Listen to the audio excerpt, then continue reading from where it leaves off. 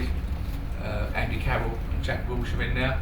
Have you spoken to their clubs about their selection or managers? Not at this stage, no. I will speak with Arsene Wenger in respect to Jack Wilshere because of the number of games that he's played this season. The scenario is we're going to a major tournament against some very, very good nations. They'll be turning up with their best players. We want to turn up with our best players. Would you expect Jack Wilshere to be weary at the end of a 52-match senior season? I'm looking at him playing at the moment, and he looks head and shoulders above anything on a football pitch. At this stage of the season, if we talk about him being weary, then I might just fly to Spain and ask Bojan and Mata how they feel, having played a similar amount of matches. So we have to put it into perspective. I think sometimes in England we have a scenario where we feel as though we're drained to the balls, collectively and individually as players, and Spain and Germany don't play any matches, they just turn up for major finals fresh as a daisy.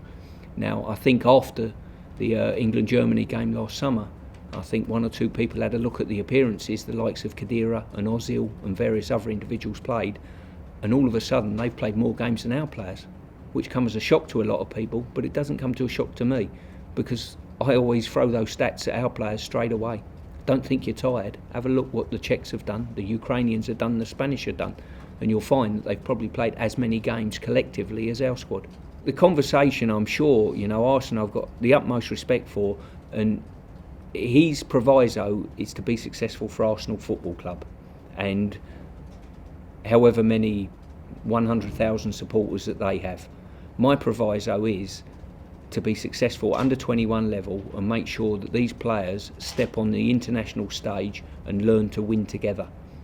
I've got duty of care for maybe 60 million people in this country, and there's no point, and it's no good for us to turn around every 2 years and have this root and branch inquiry, let's say, after a World Cup or a European Championship at senior level without addressing things now. Now's the time to address things.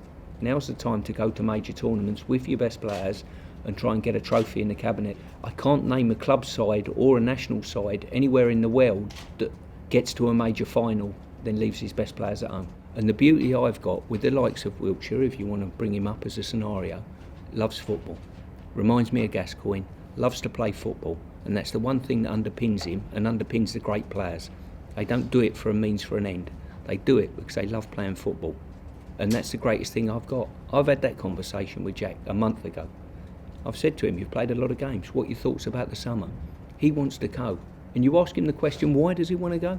He wants to go because he enjoys his time, and he's enjoying his time, A, in a side that he likes to play in, the under-21s, and B, he's with his friends.